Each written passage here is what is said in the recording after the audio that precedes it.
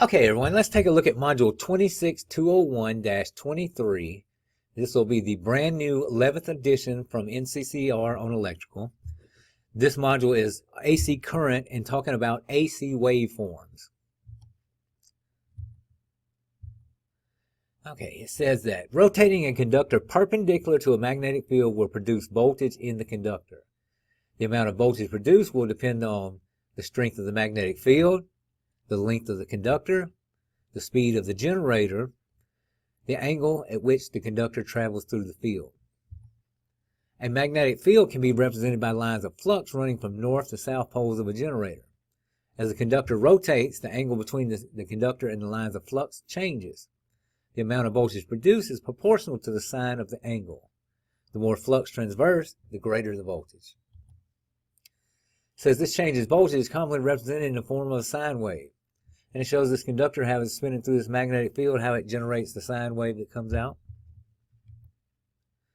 And it says that the voltage value can be calculated at any point along the sine wave if the angle and maximum voltage are known, where E is voltage induced, E max is the maximum induced voltage, and the angle at which the voltage is induced.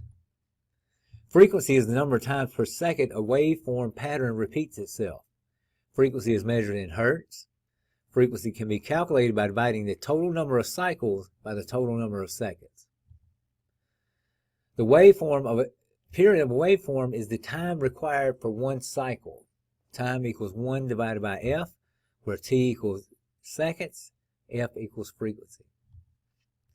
Wavelength refers to the distance traveled by a waveform during one period, which is lambda equals T times C, or lambda equals C divided by F, where lambda is the wavelength in meters, T is the period in seconds, C is the speed of light, or meters divided by seconds, and the frequency in hertz, or cycles per second.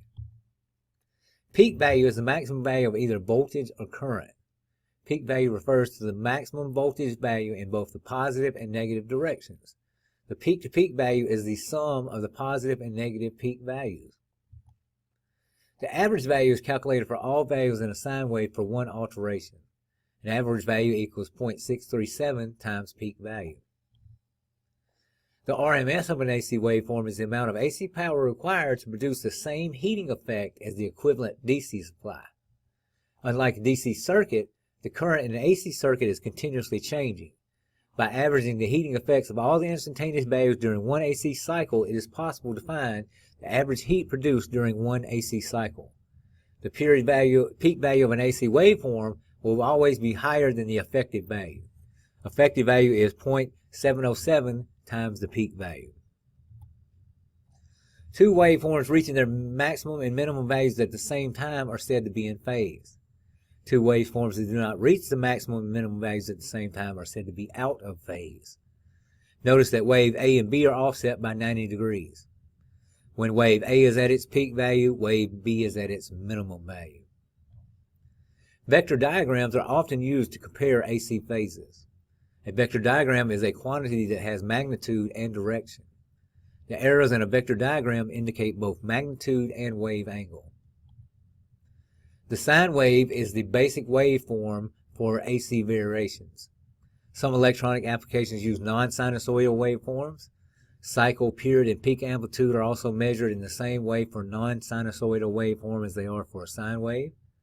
Phase angle and RMS factor of 0.707, however, only apply to sine waves.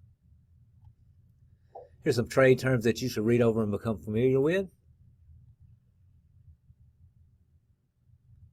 and some review questions for this section. It says if a sine wave is repeated 10 times per half second, the frequency is, it's 10 times per half second, it'd be 20 times in 1 second. I would say 20 hertz. To compare the phase angle between two waveforms, both waveforms must have the same voltage, current, potential, or frequency.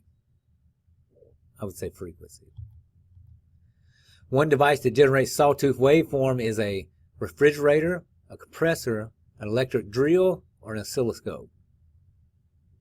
I would say oscilloscope. All right, everyone, that's it for that section. The next section will be 2.00, unknown values in AC circuits, and I'll see you there.